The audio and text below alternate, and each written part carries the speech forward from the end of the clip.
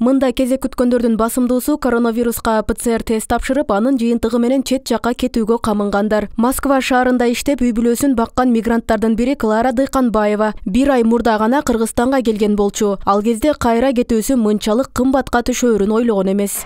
Башта 20 000, 25 000ге туда обратно алып, конечно, билеттин кымбаттыгынан кете албагандар көп. Биз айла жок, барып иштешке мажбурбуз да.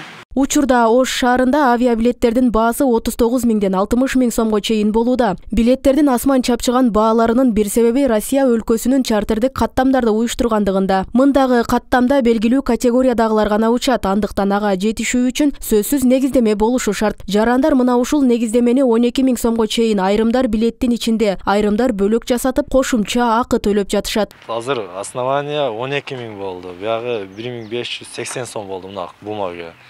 Шо менен уже кымбаттап кетип атат да. Кошуп чыкканда билет суммасы вообще көтөрүлүп кетип, ата алыш кыйын болуп кетип атат. Бардык адамдар ошондо жалобы этип атат. Мындан улам коомчулукта асман чапчыган билеттин баасынын артында жеке менчик авиакомпаниялардын ээлери турабы деген шектүү ойлор жаралууда. Мындай авиабилет саткан жайлар маалымат берүүдөн карманып, эшигине жакын жолотушпайт. Основание бизге жасабайбыз да, башкалар жасатат да. Ал эми Жарандык авиация агенттиги билет саткан компаниялар жеке менчик болгондуктан кирише албасын билдирди. Ошондой эле алар пандемияда көп чыгымга учурашканын белгилеп, мындан кийин деле билет баасынын арзандашы болбой турганын кыйытышты. Бишкек шаарында эле 300дөн ашык субагенттер бар. Ошол субагенттер бааларын көтөрүшөт дагы. Анан бизге берилген маалымат боюнча ставка деп бир сумманы кошуп атыптыр. Бирок биздин пассажирлер ошонун баарын төлөйбүз, эптеп кетип калалы деп туруп, ошонун акчанын баарын төлөп атпайбы азырча. Кымбат баадагы билеттин экинчи бир себеби чартердик рейстер. Учурда бир жумада 6 ирет уюштурулуп жатыптыр. Пандемияга чейин Кыргызстандан жумасына 30 рейс каттап турган. Аба каттамдары качан гана салттуу каттамдарга өткөндө гана билеттер арзандашы мүмкүн. Сибирь, Москва и Новосибирск.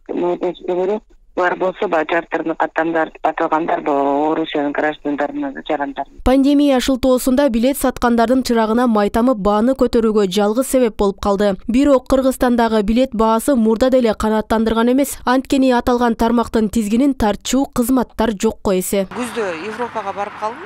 Москвага чейинки билетимди 14 000ге алдым, а Москвадан Миланга 3,5 000 рубльга алдым да. Эми айырмасын көрбөйсүңөр, расстояние бирдей эле. Эмеге деле 4 саат учасың, Миланга деле. Бул жактан деле Москвага 4,5 саат учасың да. Билеттин баасы ошончо аябай чоң да. Көйгөйдү жоюу максатында Кыргыз өкмөтү чартердик каттамдарды үзгүлтүксүз рейстерге өткөрүү суранышы менен Россиянын коронавируска каршы күрөшүү штабына кайрылуу жөнөткөн. Учурда жооп келүүсү күтүлүүдө. Эскерте кетсек, каттамдарды Кыргызстандан авиатрафик, ал эми Россиядан Аэрофлот компаниялары аткарууда. Роза Акматжан кызы, Бекмамат Султанов, 7 канал, Ош.